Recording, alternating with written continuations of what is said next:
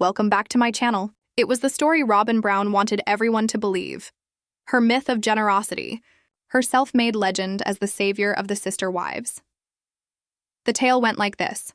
When Janelle hit rock bottom, when she couldn't afford a roof over her head, Robyn stepped in like some modern-day saint. She loaned Janelle the money for her fifth-wheel trailer, a home, a symbol of her independence, parked proudly on Coyote Pass. But that story was a lie. Behind every smiling picture, behind every carefully edited TLC clip, there was rot. A whisper campaign spread through the family, and at the center of it all, a fabricated text allegedly from Robyn. I had to loan Janelle money for that trailer. She had nothing. It was the perfect setup, a tale of a competent wife saving the incompetent one. But the truth, the cold, documented financial truth, was far darker. Because the bank statements told a very different story. This is where the myth of Saint Robyn dies and the receipts take the stand. What started as gossip would end up in a courtroom, under oath, in a case that tore open the Brown family's financial secrets for the world to see. After months of humiliation and quiet rage, Janelle Brown filed a civil lawsuit against Robyn, not for repayment, because there was no loan to repay.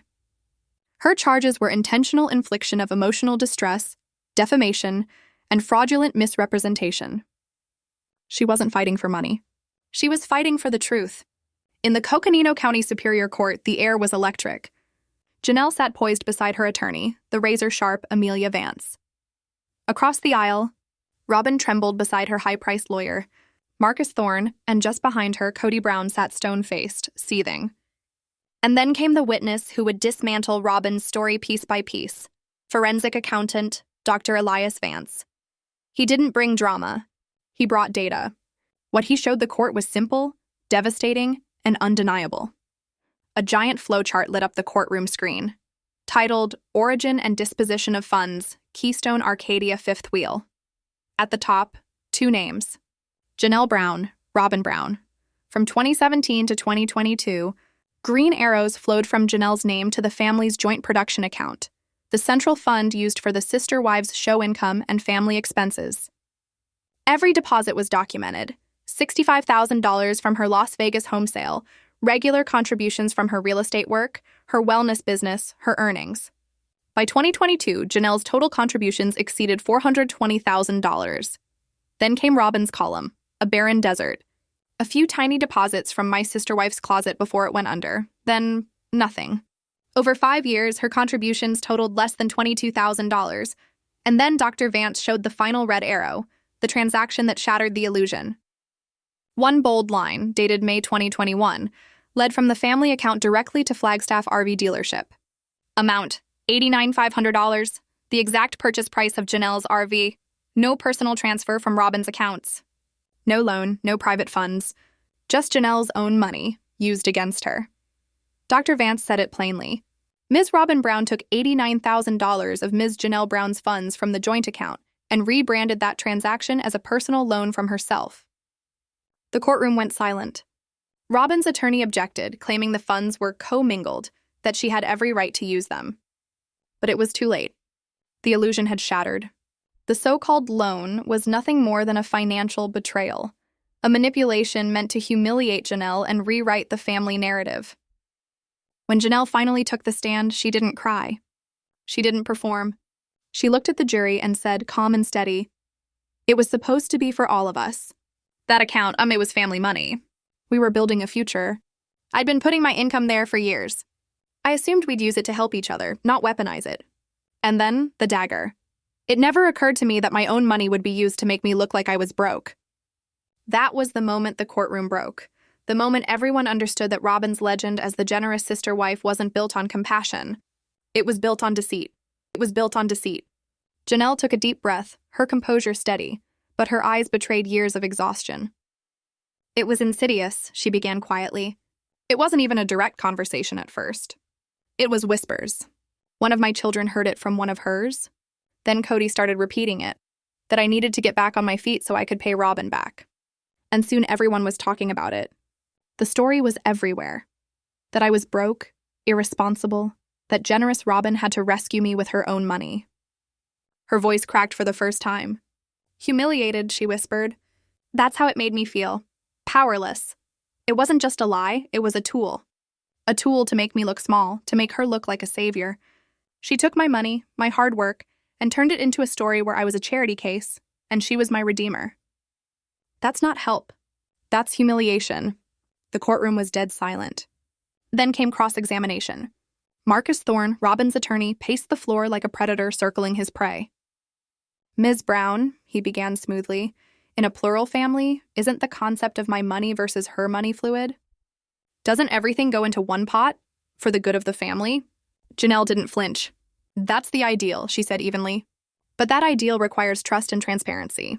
It doesn't mean one person gets to unilaterally redefine someone else's contribution as a personal loan.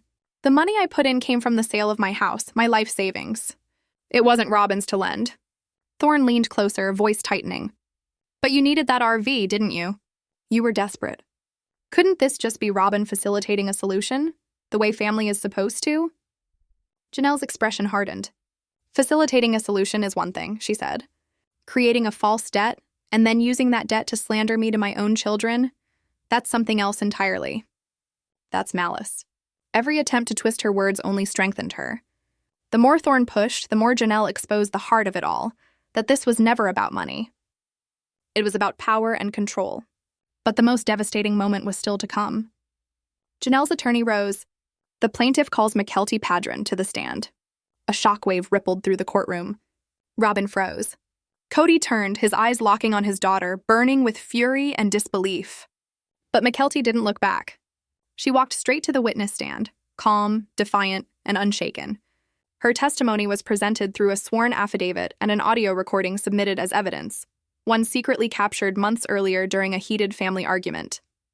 When the judge allowed the clip to play, the courtroom held its breath. Mykelti's voice filled the speakers, sharp, steady, unafraid. You told everyone, Robyn, the recording began.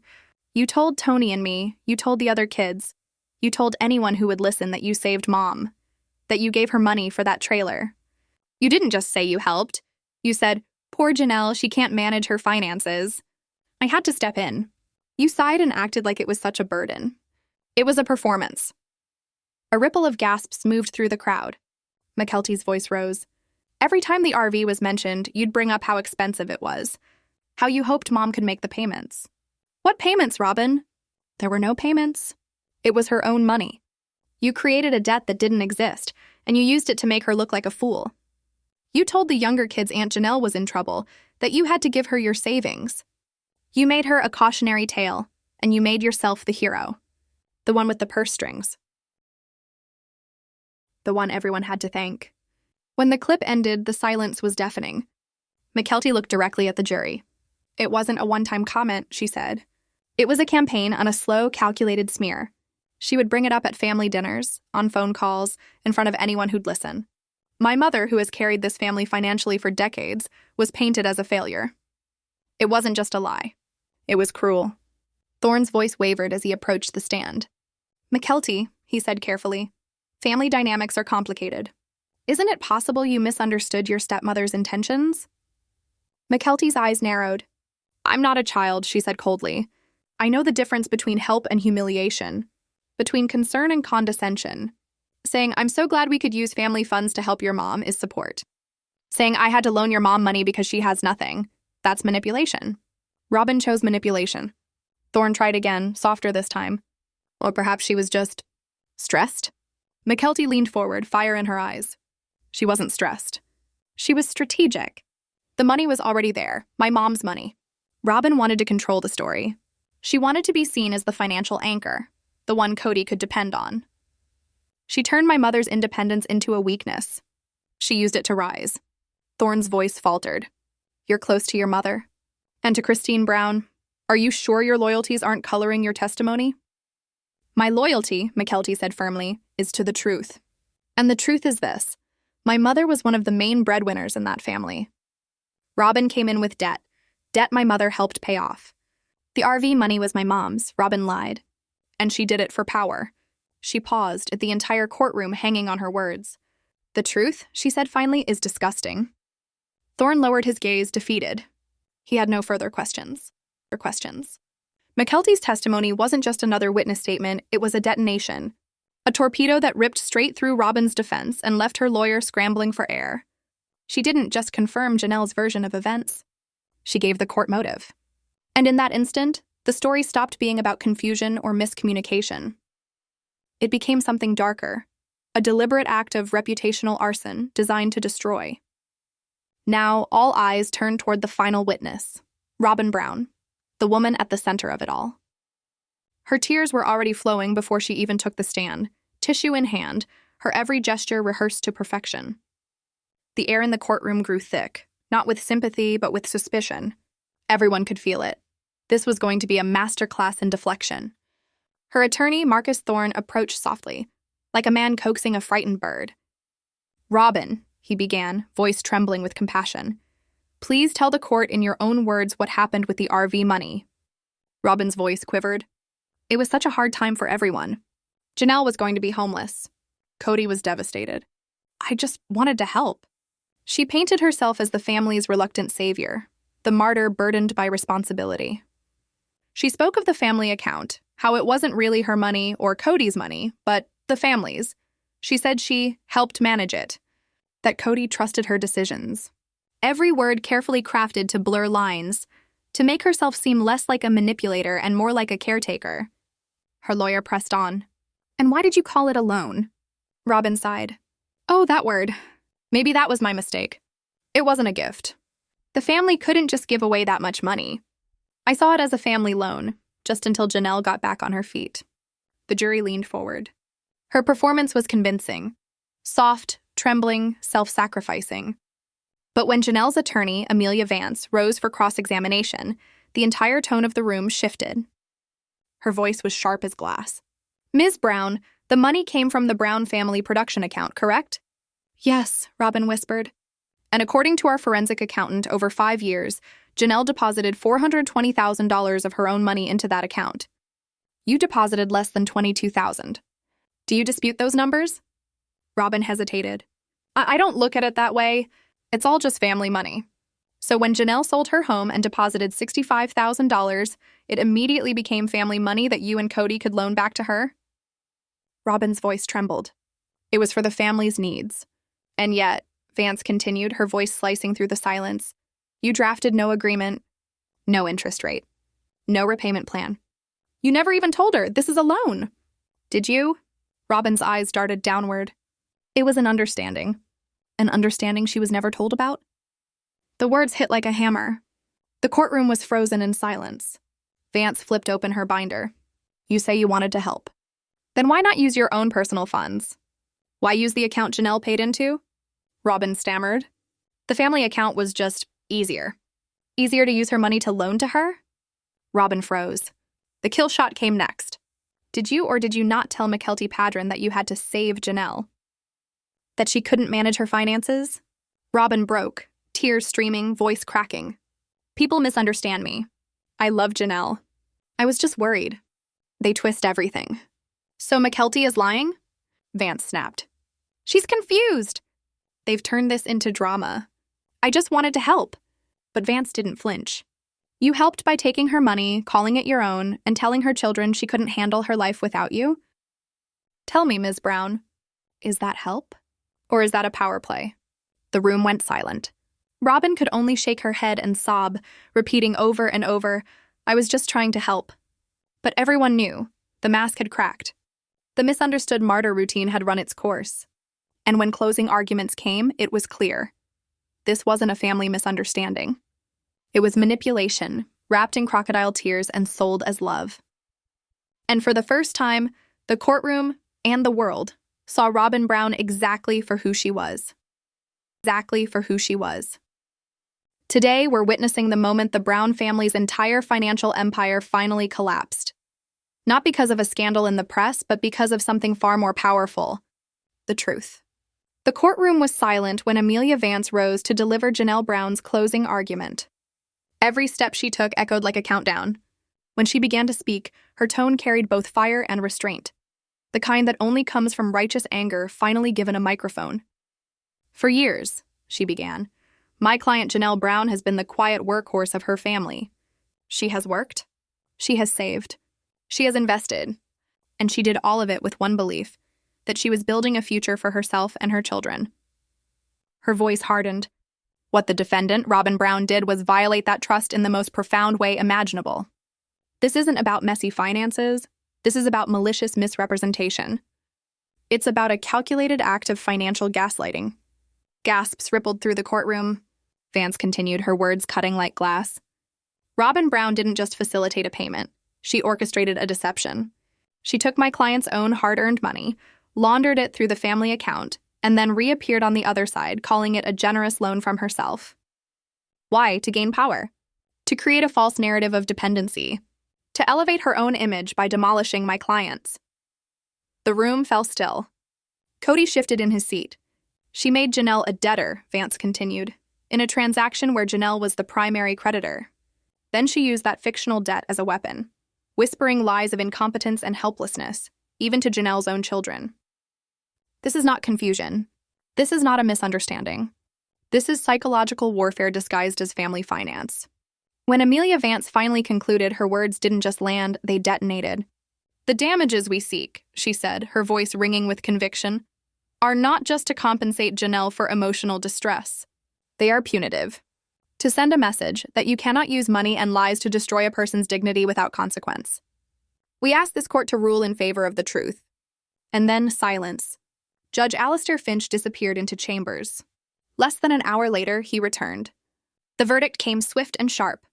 I have reviewed all evidence, he began, adjusting his glasses. The financial records, the flowcharts, the testimony. The facts are not in dispute.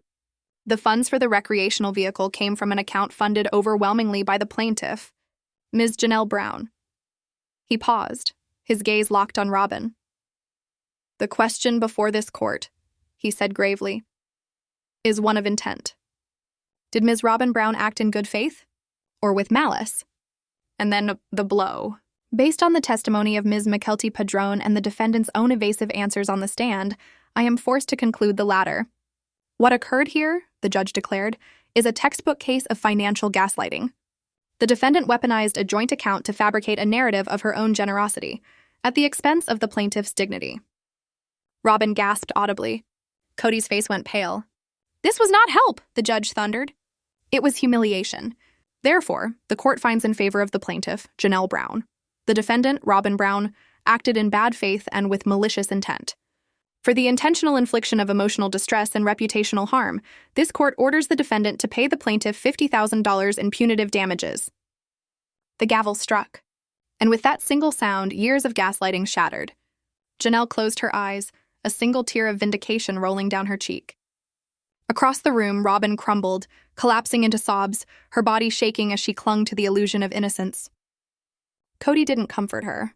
He just stared, stunned, hollow, furious. For once in the twisted history of the Brown family, justice had been served. But the chaos that followed was even more revealing. Our insiders inside the courthouse reported that Cody's rage was volcanic, not at Robyn, but at Janelle and Mykelti. He saw the verdict not as truth, but as betrayal. A rebellion against his authority. For Robyn, it was a complete public humiliation.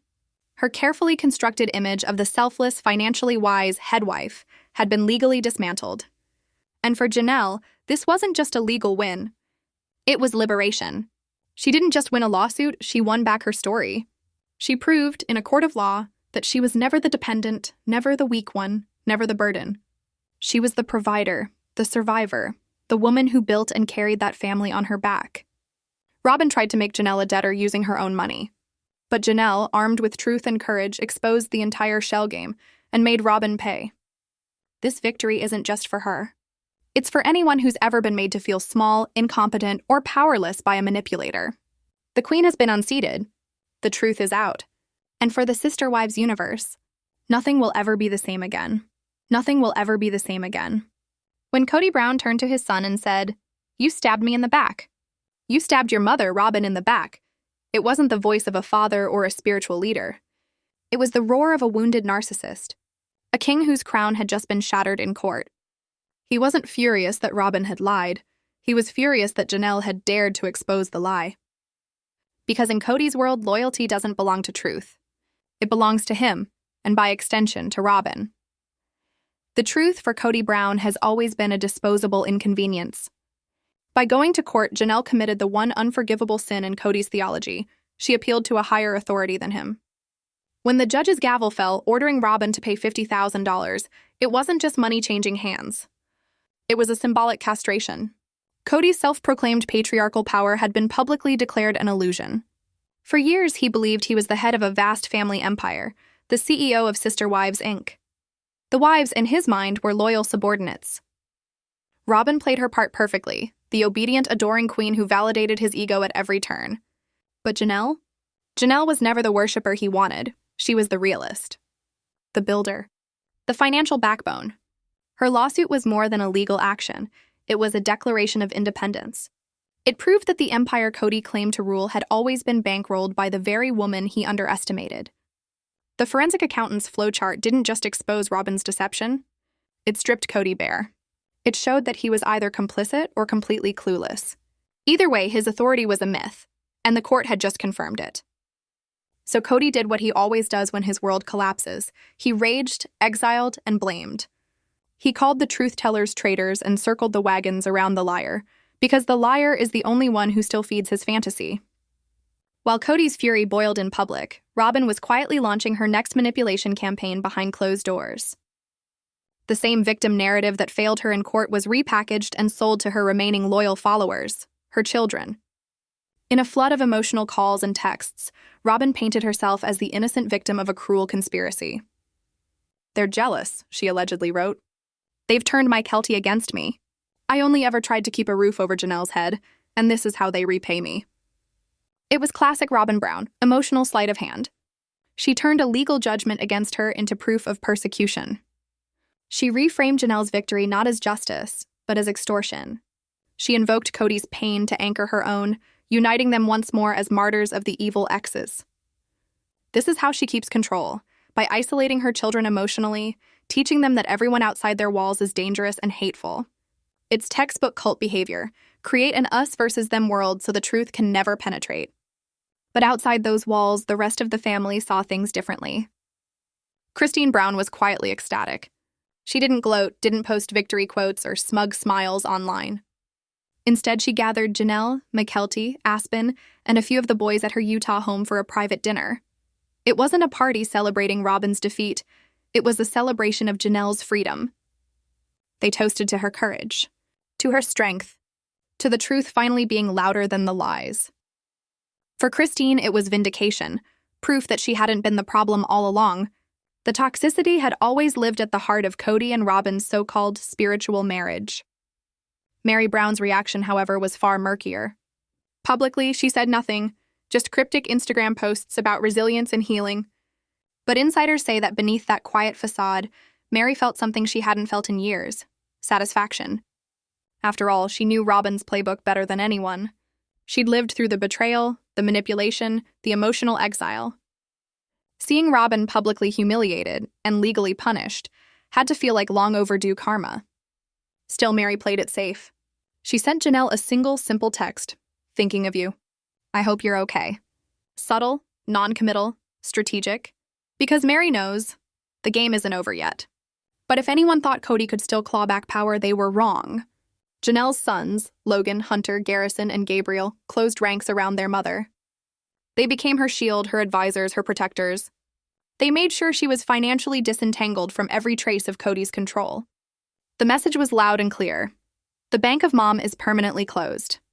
That moment marked the end of the patriarch. The court's ruling had done more than award damages. It cracked open the family's hidden vault.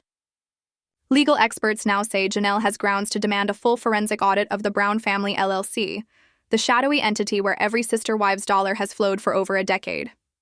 And that audit could expose everything, from Robyn's shopping sprees to the mysterious down payment on her mansion, to the misuse of Christine's home sale money. If Janelle proceeds, and all signs say she will, the next war won't be over love or loyalty. It'll be over hundreds of thousands of dollars. And the battleground? Coyote Pass, the family's broken dream. Those empty acres once meant to unite them could now be the weapon that ends them. Because Janelle can legally force a partition sale, meaning the land could be auctioned off, their so-called legacy sold to strangers. Unless Cody and Robyn buy her out with real money from a real bank. Imagine the irony. The same woman they exploited now has the power to make them mortgage their future to buy back their illusion of family unity. The gavel fell once before, but this next one could bury the entire empire. Because the RV scam wasn't just a scandal, it was the crack that split open the kingdom of lies. And now, as the dust settles, Janelle Brown stands not as a victim, but as the architect of her own redemption. The truth was expensive, but Robyn Brown finally paid it. And that, dear viewers, is justice. And that, dear viewers, is justice.